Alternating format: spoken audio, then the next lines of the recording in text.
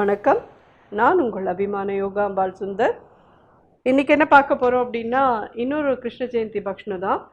இது பேர் கோலவடைன்னு சொல்லுவா. கிருஷ்ணர் வந்து ஆக்சுவலி விரல்ல அதை மாட்டிப்பாராம். அது ரவுண்ட் ரவுண்டா இருக்கிறதுக்கும் அதுக்கும் ஒன்னொன்னா அது சாப்பிடுவார் அப்படின்னு சொல்லி இந்த கோலவடையும் ரொம்ப விசேஷமா பண்ணுவா. அதே மாதிரி குழந்தைகள் யாராத்துல சூப்பிங்கிறது நான் போன வருஷம் சொல்லி காமிச்சேனா இல்லையான்னு தெரியல. அதையும் வந்து வெள்ளை சீடையிலையும் அந்த சூப்பி பண்ணுவா, உப்பு இதில் பக்ஷணத்துலேயும் அந்த சூப்பி பண்ணுவா. ஏன்னா குழந்தைகள்னா அதுகளுக்கு பல் இருக்காது இல்லையா. முதல்ல குழந்தை கிருஷ்ணர் பிறக்கிறது குழந்தையா தானே பிறக்கிறது. நம்ம பாட்டு கிடக்கு முடக்கு சீடா முறுக்குன்னு எல்லாம் வச்சோன்னா சூப்பி மெயினாக ஒரு 4 நாள் பண்ணி வைங்கோ. அதை வந்து எப்படி வாயில் வச்சு சூப்பின்னு இருக்குமா குழந்தைகள்லாம். ஸோ சூப்பியும் வைக்கணும். இந்த கோலவடையும் ரொம்ப பிரியமானது கிருஷ்ணருக்குன்னு சொல்லுவா. இதை எப்படி பண்ணுறதுன்னு நம்ம பார்க்கலாம். ஒரு கப்பு பதப்படுத்தின பச்சரிசி மாவு, வறுக்கலை அப்படியே தான் எடுத்துட்டுருக்கேன். இது முறுக்கு மாவு மாதிரியே பண்ணலாம். இல்லை அப்படி எங்களுக்கு பயமாக இருக்குது அப்படின்னு சொல்கிறவா வறுத்துட்டு வேணாலும் பண்ணிக்கோங்க.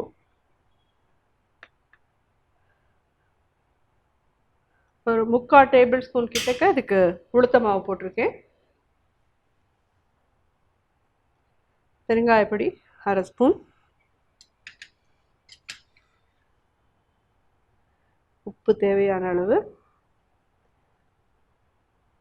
இப்போ இதில் வந்து நம்ம இன்னும் வெண்ணெய் போடணும். பக்ஷணம் அப்படின்னாலே வெண்ணெய் தான் அதுக்கான மெயின் ஆதாரம். நிறைய பேர் எண்ணெயை சுட வச்சு காய்ச்சி விட்டு பண்ணுவா. அதில் எனக்கு அபிப்பிராயம் கிடையாது. நம்ம எப்பயோ ஒரு தடவை தான் நம்ம வந்து பக்ஷணம் பண்ணுறோம், சுவாமிக்கு நைவேத்தியத்துக்கெல்லாம் பண்ணுறோம். அப்படிங்கிறதே நல்ல வெண்ணெயாக வாங்கி போட்டு பண்ணுறதுல ஒன்றும் தப்பு இல்லைன்னு நினைக்கிறேன். அதனால் இப்படி பண்ணுங்கோ. அதுவும் ஸ்ரீ ஜெயந்தினா வெண்ணெய் இல்லாமல் எப்படி, அவர் கிருஷ்ணருக்கு பிடிச்சதே வெண்ணெய் தானே. அதாவது இந்த இடத்துல நான் அது ஒன்று சொல்லிட்டு அதை பண்ணுறேன். கிரேசி மோனோகரோட சாக்லேட் ட்ராமா வந்து நான் நிறைய தடவை பார்த்துருக்கேன், இந்த சாக்லேட் கிருஷ்ணா.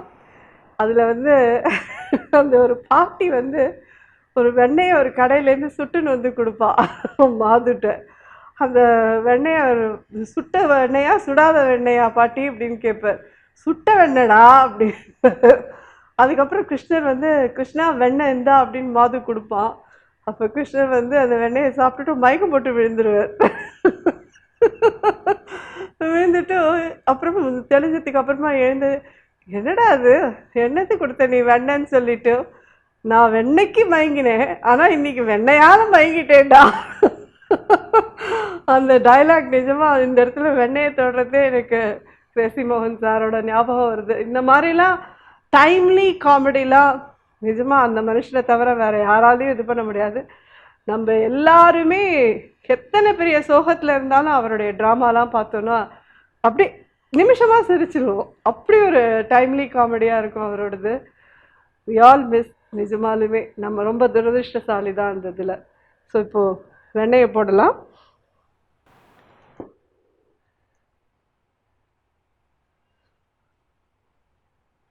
ஒரு டேபிள் ஸ்பூன் கிட்ட வெண்ணெய் போட்டிருக்கேன். சில்லி பவுடர் உங்களுக்கு எவ்வளோ காரம் வேணுமோ அவ்வளோ போட்டுக்கோங்க.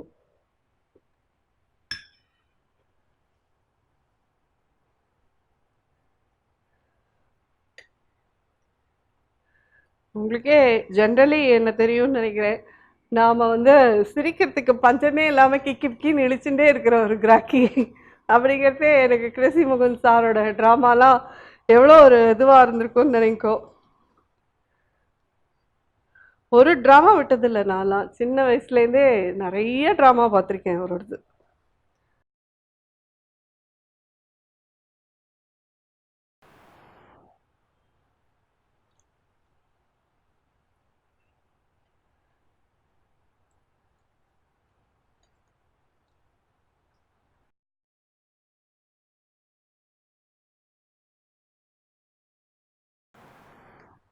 இது கொஞ்சம் தளர்த்தி இருக்கட்டும். தட்டமாவோட இது கொஞ்சம் தளர்த்தி இருந்தால் தான் நம்ம மடக்கரிச்சு இது உடையாமல் இருக்கும். ஒரு ட்ராப் எண்ணெய் விட்டுருக்கேன். இது நல்லா ஃபுல்லாக இந்த ஷீட்டில் தடவிக்கலாம்.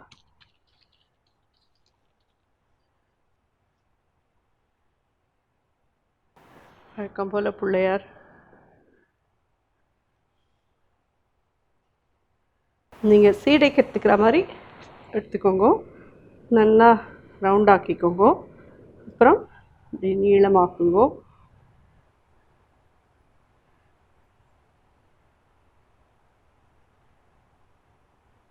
இது எப்படி இருக்குன்னு பார்த்தீங்களா? இந்த மாதிரி இருக்கணும். ஒரு குழந்தையோட விரல் உள்ளுக்குள்ளே போகிற அளவுக்கு இதில் ஹோல் இருக்கணும். தான்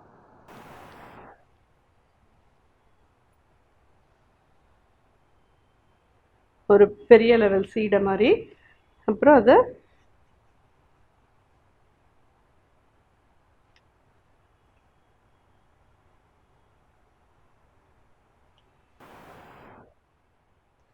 இந்த மாதிரி எல்லாம் ரெடி பண்ணிக்கோங்க. இதுவும் நம்ம வந்து வேஷ்டி துணியில் வச்சு காய வச்சு வச்சுட்டு அதுக்கப்புறம் பொரிச்சோன்னா சீக்கிரம் ஆகிடும் இதெல்லாம். ஸோ வேஷ்டி வந்து நம்ம இதாகிறதேன்னு நினச்சக்கூடாது. இதுக்குன்னு கிருஷ்ண ஜெயந்திக்கு ஒரு வேஷ்டி வச்சுட்டுருக்கோம், வருஷம் அதை யூஸ் பண்ணிக்கோங்க. எண்ணெய் காஞ்சிட்டு இப்போ ஒன்றா இதில் போடலாம்.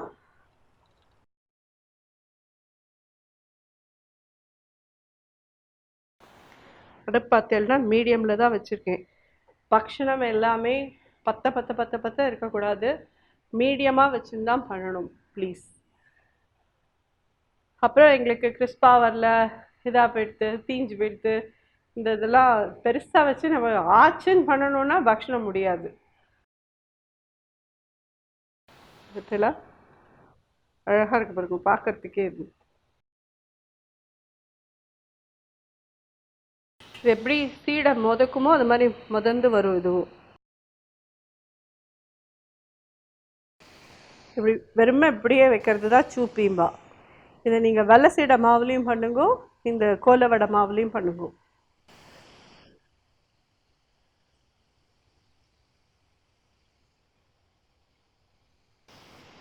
இன்னும் ஓசை அடங்கிடுத்து.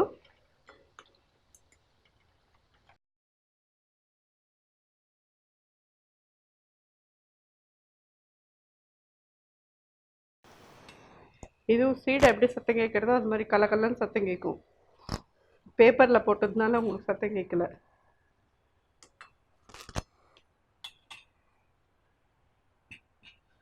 இந்த சூப்பு இல்லாமல் இதில் போட்டுடலாம். ஸோ இந்த கோல வடையும் உங்களுக்கெல்லாம் புரிஞ்சிருக்கும்னு நினைக்கிறேன். இதில் எதுவும் டவுட் இருக்காதுன்னு நினைக்கிறேன். எதாவது இருந்ததுன்னா நான் முன்னாடியே டெலிகாஸ்ட் பண்ணுறதுனால நீங்கள் எல்லோரும் பார்த்துட்டு இதில் எதாவது டவுட் இருந்ததுன்னா நீங்கள் எனக்கு தாராளமாக கேள்வி கேட்கலாம். உங்கள் எல்லாருக்கும் பதில் சொல்கிறதுக்கு காத்துட்டுருக்கேன். எல்லாருக்கும் இது உபயோகமாக இருக்கும்னு நினைக்கிறேன். கிருஷ்ண ஜெயந்தி நல்லபடியாக எல்லோரும் கொண்டாடி, போன வருஷம் இதுலேயே நான் வந்துட்டு எப்படி கால் போடணும் அப்படிங்கிறதெல்லாம் நான் காமிச்சிருக்கேன்.